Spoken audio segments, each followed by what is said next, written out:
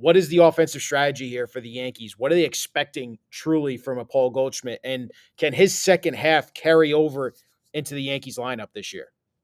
So I'm always would be leery of small sample size, right? You know who was a great hitter in the second half of 2023? DJ LeMahieu. DJ LeMahieu looked like DJ LeMahieu as recently as the second half of 2023, and then kind of collapsed again physically and in every way last year. So the second half of Goldschmidt is optimistic, but somebody just a little off the beaten path, very influential to me. Somebody who I think is very smart in baseball said, if you're good enough to play Major League Baseball, you're good enough to have 2 great months. Like, you're that talented. And it's always like my Mike Tauchman thing, right? Like, at the end of the 2019 season, you would have thought the Yankees, like, stole a maybe borderline all-star player if you watched those, like, 8 weeks where Tauchman was playing every day. And then it's like, oh, if you're in the major leagues, you're probably good enough to have a month or two where you could really fool people. And that's why the guys who are good week after week, month after month, year after year are the special players who move the needle and get paid, etc. Having said that, you got to live in the world you could live in. And the question became, if not Goldschmidt, who? And the idea is always to improve. And as bad as Goldschmidt might have been compared to his history last year, I will tell you 2 things. He was a world better than Anthony Rizzo. And if you use this just as an example, go to Fangraph's WAR for first baseman. I believe this is something I've looked at, so I might be off. It might be 12th or 13th or whatever, but they're back to back.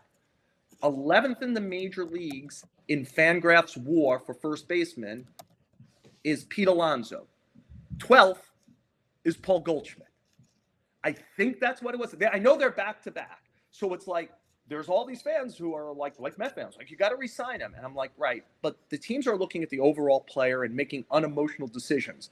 And Pete Alonso at 29 just had a year that in overall value was a lot like Paul Goldschmidt's worst season of his life.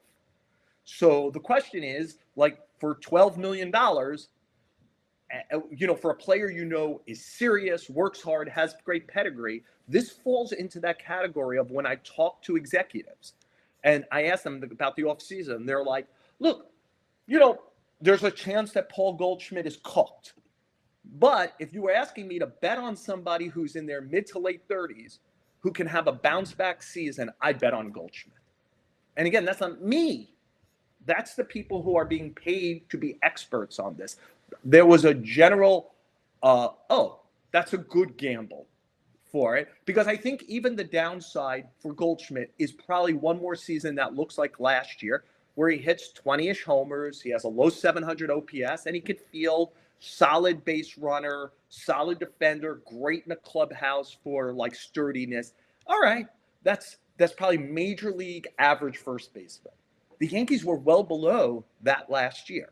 So where do they – it would be interesting if you said to the Yankees right now, we could give you whatever major league average is at first base attached to someone who could defend, run the bases, and be good in the clubhouse, or you could have whatever Paul Goldschmidt gives you this year. Which would you take?